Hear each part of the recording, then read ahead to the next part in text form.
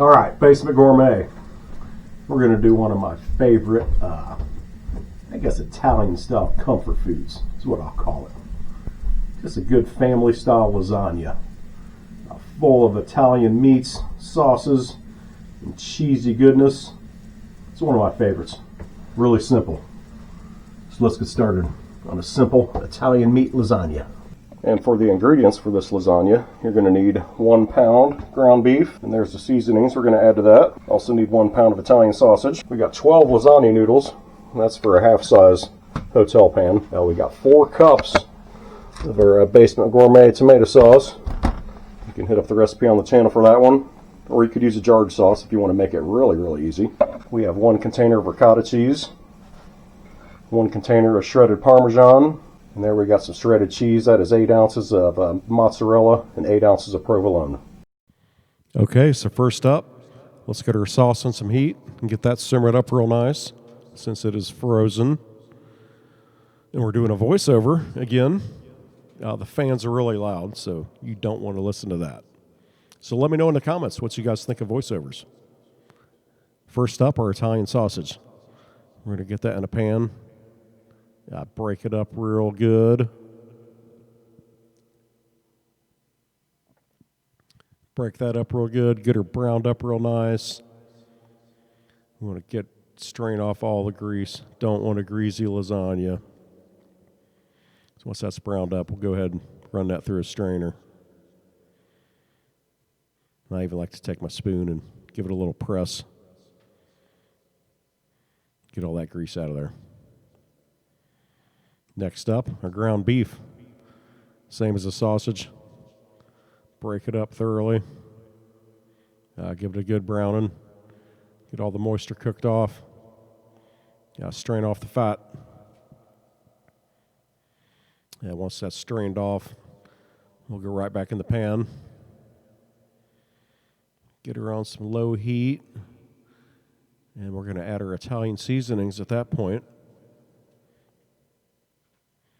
And I always like to add about half a cup of water.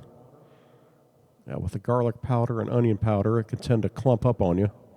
So the water really helps. Really helps get the seasonings thoroughly incorporated into the meat. Give that a good mix.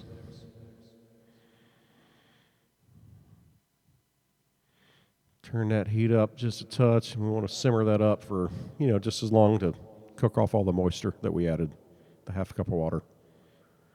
Add our Italian sausage. Get that mixed thoroughly. Oh, this is a big Italian meat orgy.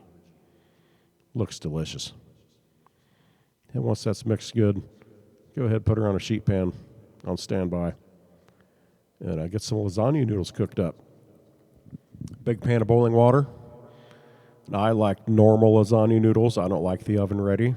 But you know what? Let me know in the comments what you guys think of oven-ready lasagna noodles. Kind of get your tongs in there and agitate them real good. Make sure they don't stick together. And as always with lasagna, if the pack says cook them 11 minutes, I'm going to cook them half of that. So these went about 5 to 6 minutes straight into a pan of cold water.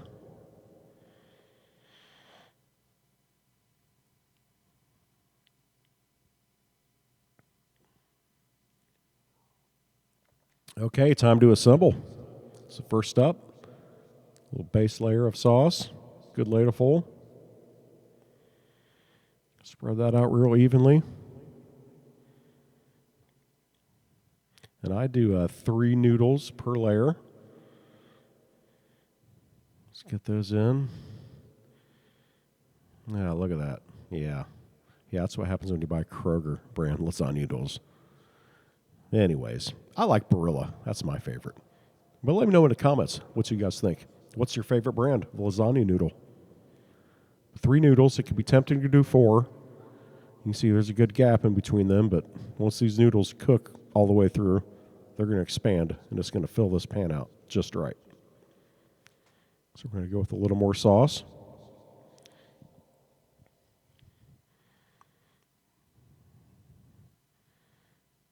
And next up, our meat mixture. Do about 1/3 of the meat mixture because I don't put meat on the top layer. But if you want to put meat on the top, you can. We're going to do 1/3 of our meat mixture, roughly. Just kind of eyeball it. Get that spread in there real evenly.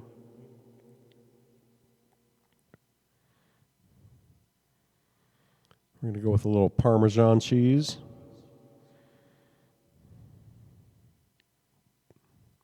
Next up, our mozzarella provolone blend. Good layer of that.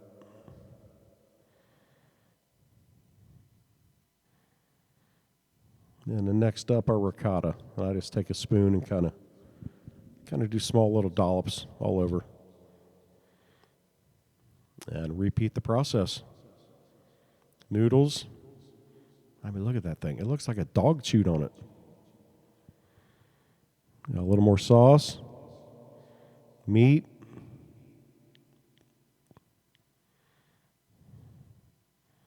Parmesan. Mozzarella provolone blend. Ricotta. And top layer, rest of the sauce, rest of the Parmesan. And what cheese is remaining. Looks like we could have saved a little more for the top, but you know what? It looks pretty good. And it was good.